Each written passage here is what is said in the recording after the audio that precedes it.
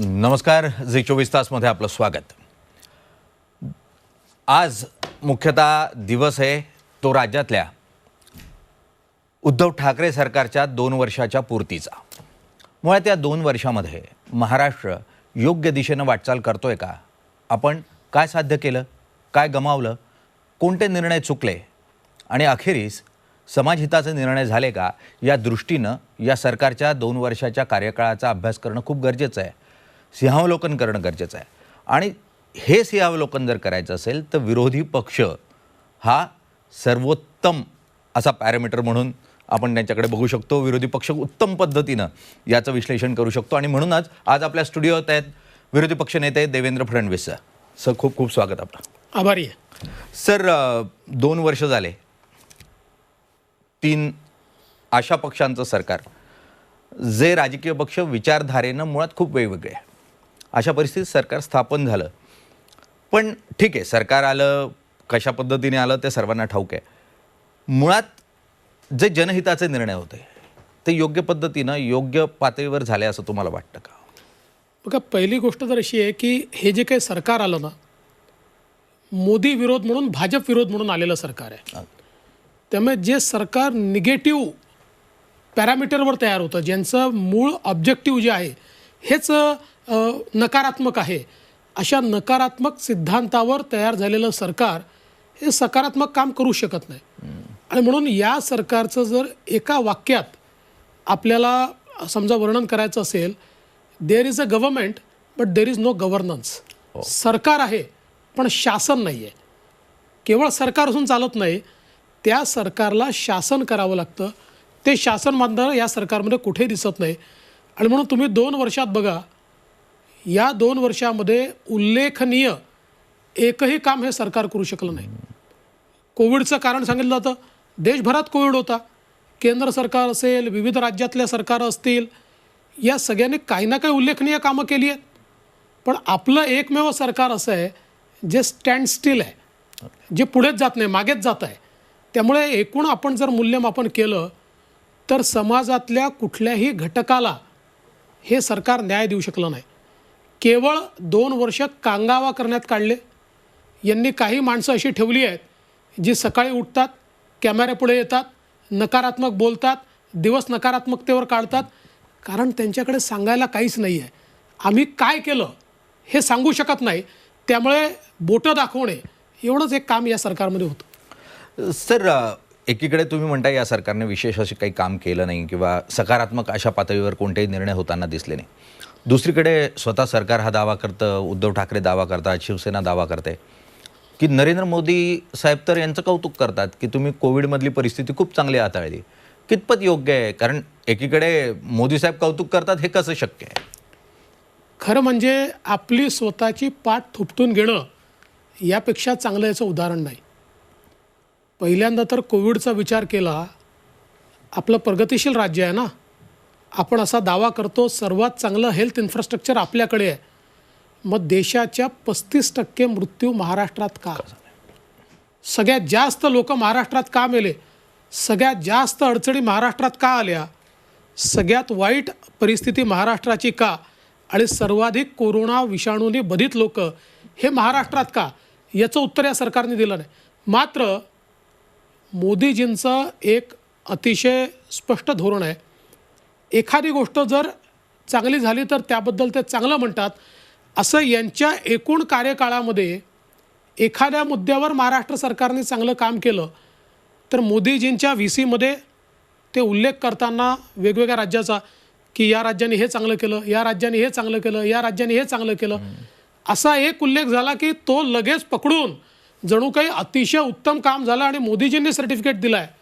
मग त्याचवेळी केंद्र सरकारने आणि विशेषतः ICMRने महाराष्ट्र आणि केरळमुळे देशाची परिस्थिती बिघडली हे जे काही म्हटलं ते का दाखवत नाही? ते मग केंद्राचं सर्टिफिकेट आहे ना, ICMRनेच दिलेलं आहे ना, ते दाखवा ना की तुमच्यामुळे भारत अडचणीत आला. त्यामुळे आपली पाठ थोपटून घेतलं. आणि खरं मला एका गोष्टीचं कौतुक केलं पाहिजे, खोटं बोल पण रेटून बोल. एकाच गोष्टीत एक वाक्यता या सरकारमध्ये आहे, खोटं बोलण्यामध्ये. असा इको करतात, एक जण खोटं बोलतो आणि मग सगळे त्याची सत्यता न तपासता त्याचा इको करतात. त्यामुळे हे असं किती खोटं नरेटिव्ह त्यांनी दिलं तरी कोरोनामध्ये महाराष्ट्र सरकार हे फेलियर आहे हे आकडे सांगतात. कोरोनात महाराष्ट्र सरकार फेल्युअर आहे. मुख्यमंत्री मुख्यतः अनेकदा तुम्ही आरोप केला की मुख्यमंत्री घराच्या बाहेरच पडत नाही अशा स्वरूपाची चर्चा होत होती. पण दुसरीकडे मुख्यमंत्री म्हणताय जर टेक्नॉलॉजी अवेलेबल आहे आणि उत्तम पद्धतीनं टेक्नॉलॉजी थ्रू जर नियंत्रण करता येत असेल तर का म्हणून घराच्या बाहेर पडायचं?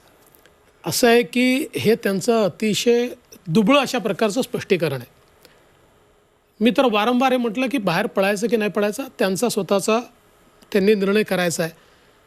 पण सगळं जर घरी बसून चालवता आलं असतं तर आपल्याला मग कुठे जाण्याची आवश्यकताच पडली नसती.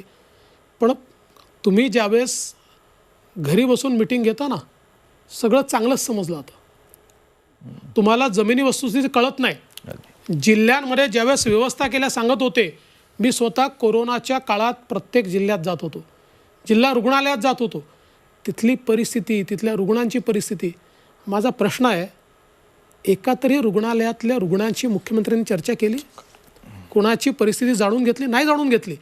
त्यामुळे मला असं वाटतं की ठीक आहे मुख्यमंत्र्यांनी काही कारणाने घरून हे सगळं चालवलं असेल पण त्याचं जर ते समर्थन करत असतील तर ते योग्य नाही आहे. सर या पूर्ण परिस्थितीमध्ये 2 वर्षापूर्वी सरकार स्थापन झालं.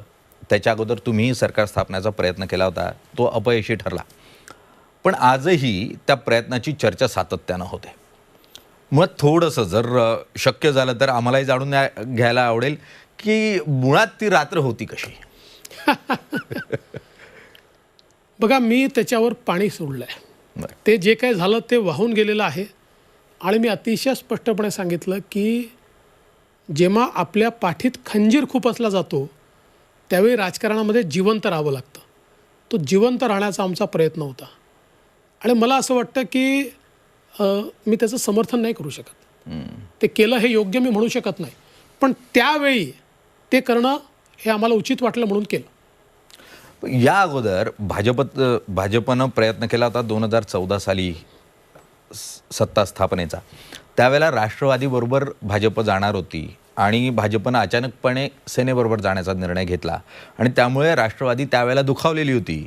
त्यामुळे यावेळेला बरोबर येण्याचा निर्णय घेऊन मागे राष्ट्रवादी फिरली असं जे विश्लेषण होतं ते अतिशय चुकीचं विश्लेषण आहे. 14 मध्ये राष्ट्रवादीसोबत जाण्याचा विषयच नव्हता. 14 मध्ये शिवसेनेसोबतच आम्ही जाणार होतो. हे खरं आहे की सुरुवातीला शिवसेनेने मुख्यमंत्रीपदाची मागणी केली. आम्ही 122 होतो आणि त्यानंतर आम्ही सरकार स्थापन केलं आणि आवाजी मतदानाने आम्ही विश्वास प्रस्ताव मंजूर केला. त्यावेळी राष्ट्रवादीने निश्चित अशी भूमिका घेतली की ज्याच्यामुळे आम्हाला फायदा झाला. पण त्याही वेळी आम्ही आमच्या सरकारचा विश्वासमत प्रस्तावाकरता राष्ट्रवादीची मदत नाही घेतली आणि त्यानंतर आम्ही शिवसेनेसोबत गेलो. त्यामुळे हे पूर्णपणे चुकीचं आहे की त्यावेळेस आम्ही काहीतरी केलं म्हणून यावेळेस झालं. यावेळेस जे झालं याचं वेगळं विश्लेषण होऊ शकतं. ते काही वेळा मी केलं आहे. आजचा तो विषय नाही आहे. अगदी. पण या पूर्ण परिस्थितीमध्ये सध्या ज्या वेळेला राज्याचे प्रश्न आर्थिक प्रश्न खूप आवासून उभे आहेत म्हणजे सरकार काय करतं आहे किंवा केंद्रानं काय केलं यापेक्षा महाराष्ट्रातली जी सर्वसामान्य जनता आहे ती अत्यंत वाईट परिस्थितीमध्ये गेल्या 2 वर्षामध्ये सामोरं जाताना आपल्याला पाहायला मिळाली. कोरोनाच्या परिस्थितीमध्ये या परिस्थितीमध्ये एकीकडे विरोधक विरोध करतोय, सरकार रेटून नेत आहे अशा स्वरूपाचं चित्र होतं. सर्वसामान्य जनतेनं या चित्राकडे कसं बघायचं? कारण अपेक्षा असते ती शासनाकडूनच, विरोधी पक्षाकडूनच, सरकारकडूनच. पहिली गोष्ट तर अशी आहे की आर्थिक परिस्थिती एकट्या महाराष्ट्रावर संकट आलं का? ते देशावरही आलं आणि सगळ्या राज्यांवर आलं. इतर राज्यांनी त्याचा मुकाबला केला ना. इतर राज्यांनी या संकटामध्ये देखील आपल्या घटकांना मदत केली, पैसा दिला. महाराष्ट्र मी आजही दाव्याने सांगतो आजही देशातलं सगळ्यात संपन्न राज्य हे महाराष्ट्र आहे. देशामध्ये आजही फिस्कल पॅरामीटर्सवर सगळ्यात मजबूत अर्थव्यवस्था असलेलं राज्य हे महाराष्ट्र आहे. पण महाराष्ट्राने रिस्कही घेतली नाही. 2 पैसे आपल्या पदरचे कोणाला दिले पाहिजे हा प्रयत्न केला नाही. आणि आमची नीती कशी आहे बघा. आम्ही 12 बलुतेदारांना मदत केली नाही, आम्ही छोट्या दुकानदाराला मदत केली नाही, आम्ही गरिबाला मदत केली नाही. एक नवा पैसा आम्ही कोणाला दिला नाही. पण आत्ता ज्यावेळेस केंद्र सरकारने पेट्रोल डिझेलवरचा कर कमी केला, पेट्रोल डिझेलचा कर जेव्हा केंद्र सरकार कमी करतं त्यावेळेस आमच्याकडे ॲटोमॅटिक त्यांनी 5 रुपये केलं तर आमचा ₹6.5 कमी व्हायला पाहिजे. याचं कारण आम्ही टॅक्सवर टॅक्स लावलेला आहे, पण आमच्या सरकारने आपला टॅक्स पुन्हा ॲडजस्ट केला वर करून आणि एक नव्या पैशाने तो कमी केला नाही. म्हणजे मला आश्चर्य वाटतं, एकीकडे आमचे अर्थमंत्री आणि मुख्यमंत्री हे सांगतात की आमच्याकडे पैसे नाही आहेत म्हणून आम्ही पेट्रोल डिझेलवरचा कर जो आहे तो कमी करू शकत नाही, आणि दुसरीकडे 2 दिवसांनी दारूवरचा कर तुम्ही अर्धा करता. या सरकारच्या प्रायोरिटी काय आहेत? दारूवरचा कर कमी करण्याचं कारण काय होतं? लक्झरी टॅक्स येतो, लक्झरी टॅक्सावरच असला पाहिजे, तो कर तुम्ही अर्धा करता. तुम्ही कोणाची चिंता आहे? 12 बलुतेदाराची चिंता नाही आहे. तुम्ही कोविड काळामध्ये कॅबिनेटमध्ये निर्णय घेऊन दारू परवाना धारकांची दारू विक्री झाली नाही म्हणून त्यांच्या परवान्याचा शुल्क अर्धा केला. या सरकार हे कोणाकरता आहे? सरकार एकीकडे रोज शेतकऱ्यांचे तुम्ही विजेचे कनेक्शन कापताय, गावाच्या गावं अंधारात टाकले आहेत, त्याकडे सरकारचं लक्ष नाही आहे, आणि दारू दुकानदारांकरता मात्र एवढी कणव का आहे? म्हणून मी जे सांगतो की या सरकारची प्रायोरिटीज वेगळी आहे. अगदी प्रायोरिटी, कारण चंद्रपुरातली पण दारूबंदी तुम्ही तुमच्या काळामध्ये घोषित केली, ती उठवण्यात आली. मुळात प्रायोरिटीज काय हा प्रश्न तर या ठिकाणी आहेच. पण या प्रायोरिटीजवर चर्चा करत असताना तुम्ही जसं सुरुवातीला म्हणालात की देर is a government but not governance. पहिल्यांदा महाराष्ट्रानं परिस्थिती बघितली की मुंबईचे पोलीस कमिशनर भगोडा, महाराष्ट्राचे गृहमंत्री माजी फरार. मुळात कितपत योग्य आहे महाराष्ट्रासारख्या पुरोगामी राज्यासाठी असं चित्र? माझं तर मत असं आहे की आज महाराष्ट्रातल्या गृह विभागाची जी परिस्थिती आहे ना, दयनीय आहे. आणि ज्या महाराष्ट्र पोलिसांवर आम्हाला अभिमान होता, बघा सरकार कोणाचे असो, पण एफिशियन्सी, कार्यक्षमता ही महाराष्ट्र पोलिसांची देशात सर्वोत्तम होती. आज विशेषतः पोलिसांच्या बदल्यांमध्ये, बढत्यांमध्ये, पोलिसांच्या नेमणुकांमध्ये ज्या प्रकारे पैशाचा खेळ महाराष्ट्रामध्ये झाला, आज परिस्थिती काय आहे? पैसे देऊन जे वेगवेगळ्या पदांवर आले आहेत ते दिलेल्या पैशाच्या 5 पट पैसे कसे काढायचे हा प्रयत्न करतात. आज तुम्ही जिल्ह्यांमध्ये बघा, तिथले काही लोकप्रतिनिधी, काही पालकमंत्री, काही तिथले पोलीस अधिकारी, काही जिल्ह्यातले जिल्हाधिकारी, असं एक रॅकेट तयार झालं आहे. वाळू, अवैध दारू आणि सट्टा ह्याचं सर्रास म्हणजे बोलवून सांगितलेलं आहे की तुम्ही हे करा. आणि मजेची गोष्ट अशी आहे की सरकारचेच प्रतिनिधी वाळू घाटाचा लिलाव होऊ देत नाही. लिलाव झाला नाही की जास्त पैसे मिळतात, वाळू जास्त काढता येते. हे जे काही चाललेलं आहे ना, एक्स्टॉर्शन, मला असं वाटतं की इतकी दयनीय परिस्थिती महाराष्ट्राच्या गृह खात्याची कधी नव्हती. आणि एक लक्षात घ्या, एकदा जर सवयी बिघडल्या ना, सुधारायला वेळ लागतो. असं नाही, एकदा तुम्ही जर दिशा बदलवली आणि एकदा दिशा जर तुम्ही बिघडवली, ती दिशा नीट होत नाही. मला अतिशय दुःख वाटतं आत्ताची गृह विभागाची परिस्थिती पाहून, मला अतिशय दुःख वाटतं. अगदी तुम्ही म्हणालात की सरकारमधलीच लोक सांगताय की हे सुरू करा, सट्टे सुरू करा, वाळू माफियांना सांगताय की तुम्ही वाळू उपसा सुरू करा. मुळात कोण सांगताय? सत्तेतलं म्हणजे आमदार पातळीवर आहे की मंत्री पातळीवर आहेत? कोण सगळेच आहेत. बघा, वेगवेगळ्या ठिकाणी वेगवेगळे लोक आहेत. बरं, कुठे पालकमंत्री आहेत, कुठे तिथले मंत्री आहेत, कुठे सत्ताधारी आमदार आहेत, कुठे तिथले पोलीस किंवा महसुली अधिकारी आहेत. एक नेक्सस तयार झाला, नेक्सस. आणि असं मी म्हणतो म्हणून तुमचा कॅमेरामॅन कुठल्याही जिल्ह्यात पाठवा तुम्ही, ज्या जिल्ह्यात वाळू आहे त्या जिल्ह्यात अवैध वाहतूक आहे. इतकं भयानक चाललेलं आहे, तुम्ही इमॅजिन नाही करू शकत. सर, अवैध पातळीवर हे धंदे सुरू आहेत, उघडपणे दिसत आहे. अनेक ठिकाणी अवैध धंदे जे आहेत खूप मोठ्या प्रमाणावर सुरू आहे. कोरोना काळातही याला गती मिळाली होती खूप मोठ्या प्रमाणावर, कारण लोक रस्त्यावर नव्हती. तर बॅकग्राऊंडमध्ये अनेक धंदे, या धंद्यांना वेग मिळाला. या पूर्ण परिस्थितीमध्ये काही इतर महत्त्वाचे जे मूलभूत प्रश्न आहेत, आरक्षणाचे, मराठा आरक्षण, जे तुमच्या काळामध्ये खूप मोठ्या प्रमाणावर आम्ही मोर्चे बघले मराठ्यांचे. मुळात मराठा आरक्षणाचा प्रश्न सुप्रीम कोर्टात जाऊन थंड्या बस्त्यात गेला. त्यामध्ये राज्य म्हणतं केंद्राचा दोष आहे, त्यांनी 50% आरक्षणाची सीमा वाढवून द्यावी, आम्ही देऊ, सुप्रीम कोर्टाचा आदेश आहे. एकीकडे आरोप होतो की राज्य सरकारनं योग्य पद्धतीनं केलं नाही. काय सत्य आहे? मी खरंच सांगतो की इतके खोटारडे लोक माझ्या जीवनात मी बघितलेले आहेत. असं आहे, आम्ही मराठा आरक्षण दिलं, आम्ही हायकोर्टात टिकवून दाखवलं. देशामध्ये 2च आरक्षणं हायकोर्टात टिकली 50%च्या वरची. एक तमिळनाडूचं टिकलं आणि दुसरं महाराष्ट्राचं आम्ही टिकवून दाखवलं. आमच्या काळामध्ये ते सर्वोच्च न्यायालयामध्ये गेलं आणि सर्वोच्च न्यायालयामध्ये आमच्या काळात 2दा हिअरिंग झाली, स्थगिती मिळाली नाही. यांच्या काळात स्थगिती का मिळाली? पहिल्याच हिअरिंगला यांनी स्वतः कोर्टासमोर ॲफिडेव्हिट दाखल केलं की केसचा निकाल लागतपर्यंत आम्ही कुठल्याही नियुक्त्या करणार नाही, कोणालाही आम्ही आरक्षणाचा लाभ देणार नाही. कोर्टाच्या लक्षात आलं राज्य सरकार स्वतःच जर या ठिकाणी कन्सिड करताय तर कोर्ट कशाला तुमच्या बाजूने येणार आहे? प्रश्न 50%च्या वरचा जो आहे यामध्ये त्यांनाही हे माहिती आहे की असं संविधान संशोधन नाही होऊ शकत. त्या संदर्भात सर्वोच्च न्यायालयाच्या 9 सदस्यीय खंडपीठाने सांगितलेलं आहे 50%च्या वर जाण्याकरता केस बाय केस अगदी स्पेशल केस तयार करावी लागेल. त्याला संविधान संशोधन करता येणार नाही. हे बेसिक स्ट्रक्चरच्या विरोधात आहे असं ऑलरेडी सांगितलं. हे यांना माहीत नाही आहे का? हे पूर्ण नीट माहिती आहे यांना, 100% माहिती आहे. पण खोटं बोलायचं. आणि मला आश्चर्य वाटतं मराठा आरक्षणामध्ये काही लोक आता उघडे पडले. आमच्या काळामध्ये काही लोक ज्या प्रकारे आक्रमक होते आणि त्यांची आक्रमकता अरे बापरे काय भयानक होती, अशातले काही लोक आता शांत आहेत, बोलायलाही तयार नाही आहेत. म्हणजे त्यावेळेस कोण त्यांचा बोलविता धनी होता माहीत नाही. काही प्रामाणिक होते, ते कालही होते आजही आहेत. मी सगळ्यांना दोष देणार नाही.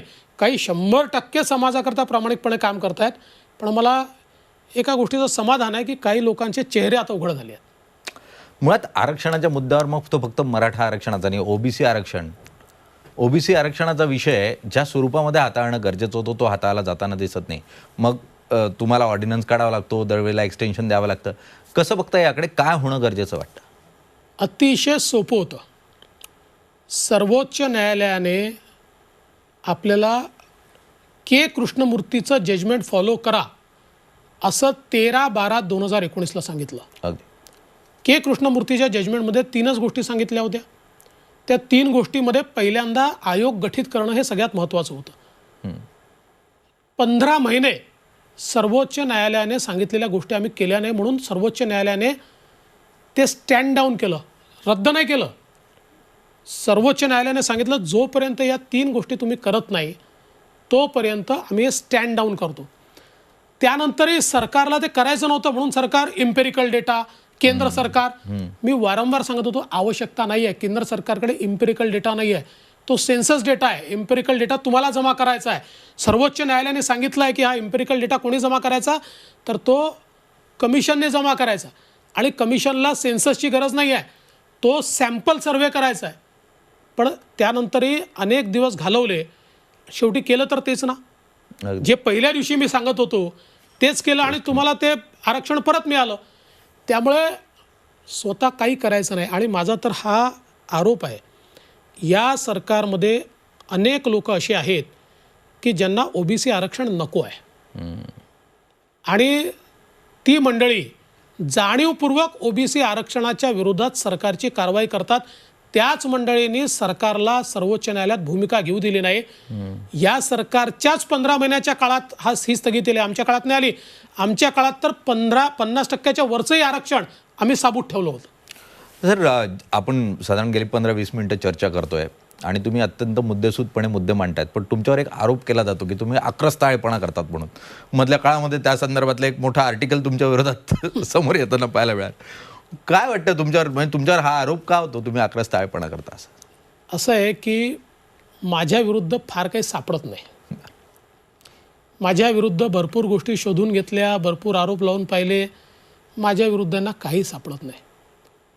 त्यामुळे मग एक दुर्दैवाने एक मीडियातल्या काही लोकांची इकोसिस्टीम या सरकारमध्ये काम करते आणि काही मीडियातले लोक तर भाट झाल्यात. भाट दाव्यानं सांगतो, म्हणजे असं मी मीडियाला म्हणू नये, पण मला ही परिस्थिती पाहून मला दुःख होतं की काल परवापर्यंत जी मंडळी ही आम्ही सरकार कोणाचंही असो आमचं काम विरोधाचं आहे असं म्हणणारी होती ती नतमस्तक आहे. अशा मंडळींना हाताशी धरून माझ्या विरुद्ध काही लेख छापून आणतात, काही नरेटिव्ह तयार करण्याचा प्रयत्न करतात. पण जनतेला समजतं, जनतेने मला जवळून बघितलं आहे, माझं काम बघितलं आहे, माझा अभ्यास बघितलेला आहे, माझी मांडणी बघितलेली आहे, हे सगळं जनतेने बघितलेलं आहे. त्यामुळे यांनी किती पहिल्यांदा काय नरेटिव्ह टाकण्याचा प्रयत्न केला, देवेंद्र फडणवीस अहंकारी आहेत. पण जनतेला माहिती होतं आणि जे माझ्या संपर्कात आले त्यांना हे माहिती आहे की अहंकाराचा माझा दुरान्वयाने संबंध नाही आहे. मी जमिनीवरचा माणूस आहे, जमिनीवर बसू शकतो, जमिनीवर झोपू शकतो, असा माणूस मी आहे. त्यामुळे ते नरेटिव्ह गेल्यानंतर आक्रस्तेपणाचं नरेटिव्ह, ते गेल्यानंतर अजून एक नरेटिव्ह. या सरकारमधल्या लोकांमध्ये ही ताकद नाही आहे, हिंमत नाही आहे की ते अशा प्रकारे काही नरेटिव्ह तयार करू शकतील, कारण त्यांची क्रेडिबिलिटी नाही आहे. म्हणून माध्यमातल्या काही लोकांना पकडून असा नरेटिव्ह तयार करण्याचा प्रयत्न करतात, पण त्यांनी माझं काय वाकडं होऊ शकत नाही.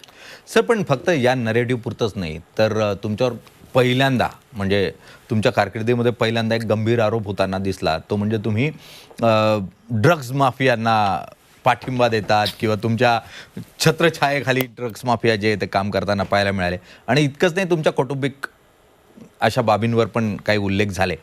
कितपत योग्य आहे राजकारणामध्ये अशा स्वरूपात कौटुंबिक बाबींचा उल्लेख करा? पहिली गोष्ट तर अशी आहे की ज्यांनी आरोप लावला ते तोंडावर पडले. काय असं हायड्रोजन बॉम्ब आणि कुठला बॉम्ब, फुसका फटाकाही टाकू शकले नाहीत. कारण असं आहे की मी ज्यावेळेस बोट उचलतो ना, त्यावेळेस मला माहिती असतं की 4 बोटं माझ्याकडे आहेत. त्यामुळे तसं मला वागावं लागेल, म्हणून मी तसा वागतो. 4 वर्षापूर्वीचा फोटो, जो व्यक्ती 4 वर्षांनी कुठल्या तरी केसमध्ये फसला आहे, तर 4 वर्षापूर्वी काय त्याचं काय आपण बॉन्ड घेतलेला आहे, असा फोटो दाखवून आणि त्याला ड्रग माफिया आहे आणि त्याच्यासोबत फोटो आहे, हे जे सगळं आहे ना, हे असल्या हमल्यांनी मी कधी कधी मी त्यांनी काय म्हणतात त्याला निराश होणार नाही, कधी खचूनही जाणार नाही. यांना मी पुरून उरणार आहे. मी माझ्या पत्नीवर सातत्याने सत्तारूढ पक्षाच्या वतीनं, हे कशाच्या महिलांच्या गोष्टी करतात, सातत्याने माझ्या पत्नीवर अतिशय खालच्या दर्जाचे सोशल मीडियात हल्ले करतात. पण ठीक आहे, त्यालाही आम्ही पुरून उरू. राजकारणाचा स्तर यांना खाली न्यायचा ना, नेऊ द्या. यांचा प्रयत्न असा आहे की माझ्यासारख्या माणसाला कुठल्या तरी दुसऱ्याच नरेटिव्हवर अडकवायचं, त्याच्यावर मी बोलत राहिलो पाहिजे आणि यांचे घोटाळे हे त्या ठिकाणी नजरअंदाज झाले पाहिजे. मी यांचे घोटाळे काढतच राहणार आहे, ते समोर आणतच राहणार आहे आणि ते इतके आहेत की मला त्याची कमतरता पडणार नाही. म्हणून मी सगळ्या तयारीनं होतं. कधी कधी वाईट वाटतं, ज्या स्तराला जाऊन सत्तारूढ पक्षातले लोक कुटुंबावर हल्ला करतात, मलाही वाईट वाटतं. पण ठीक आहे, राजकारणात आलो आहे तर सहन करावं लागेल. कौटुंबिक हल्ले हे होताना पाहायला मिळतात, पण असं कधी वातावरण महाराष्ट्रात नव्हतं. गेल्या 50 वर्षाचा जर इतिहास बघितला तर अशा स्वरूपात महाराष्ट्राची राजकीय संस्कृती नव्हती. आणि आपण अभिमानानं देश पातळीवर सांगत होतो की उत्तर भारतातलं घाणेरडं राजकारण आमच्याकडे नाही, दक्षिणेतलं ते वैराचं राजकारण आमच्याकडे नाही. काय ही परिस्थिती इतकी का विकोपाला जाते आहे? जेव्हा प्रश्न कसा असतो की जेव्हा सरकारजवळ सांगायला काही नसतं आणि सरकार सातत्याने कटघऱ्यात उभं असतं, रोज घपले घोटाळे बाहेर येत असतात, अशा परिस्थितीमध्ये काउंटर नरेटिव्ह तयार करणं ही एक स्ट्रॅटेजी असते. ही काउंटर नरेटिव्ह करण्याची एक स्ट्रॅटेजी आहे. आणि काय आहे की मी पुन्हा एकदा सांगतो की हा काउंटर नरेटिव्ह तयार करण्याकरता एक इकोसिस्टीम त्यांनी तयार केलेली आहे. त्या इकोसिस्टीममधनं ते तयार करण्याचा प्रयत्न करतात, पण सत्य लपत नाही आणि खोटं फार काळ टिकत नाही, म्हणून त्यांचं खोटं टिकत नाही आहे. सर, पण आरोप होत आहेत, आरोप सातत्यानं जनतेसमोर येत आहेत. त्यांचा आरोप आहे की तुम्ही केंद्रीय एजन्सीजला वापरताय आणि राज्यातलं सरकार अडचणीत येऊ म्हणून तुम्ही पूर्ण केंद्रातल्या सत्तेचा वापर करताय. काय उत्तर?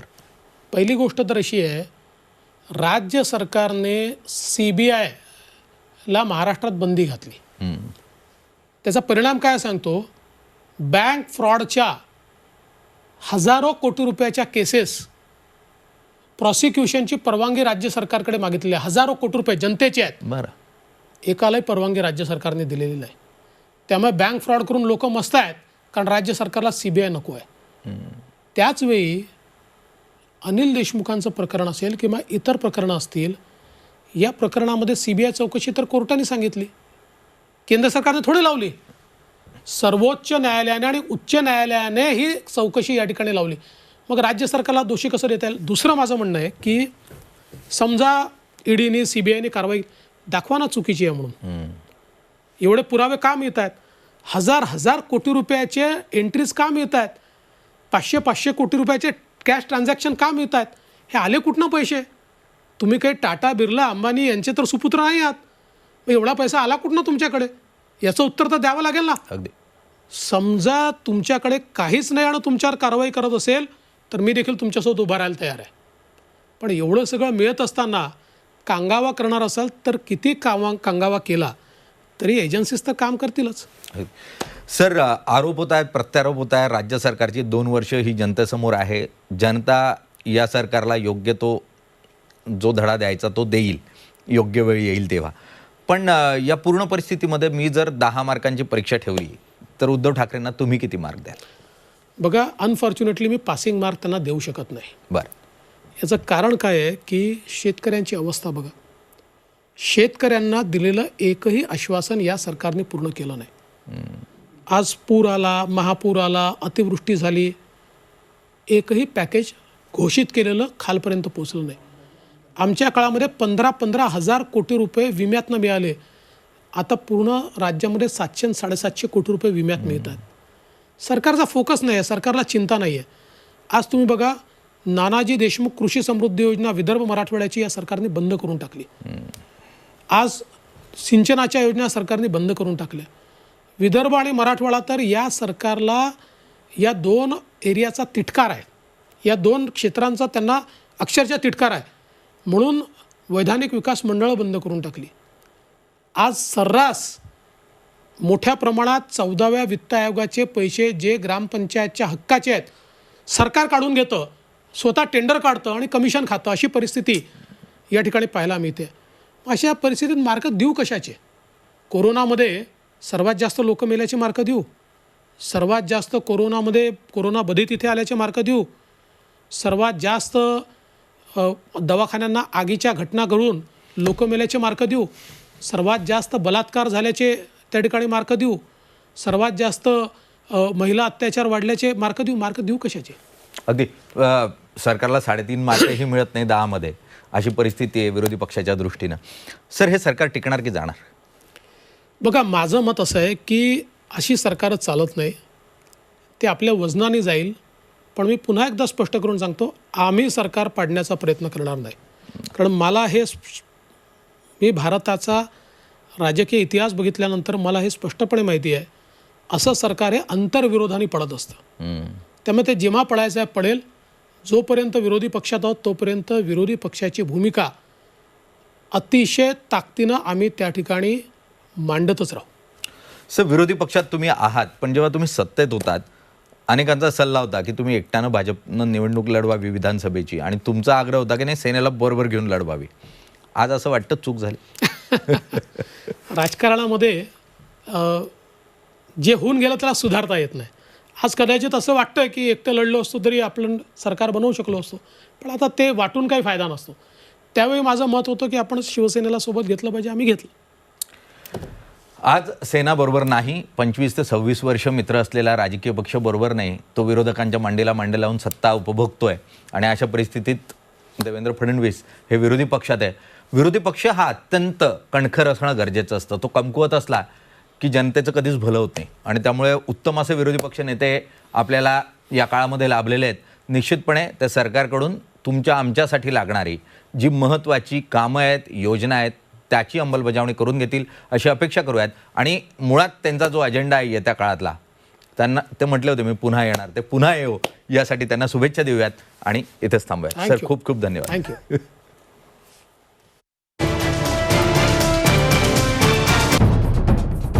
सह्याद्रीची उंची म्हणजे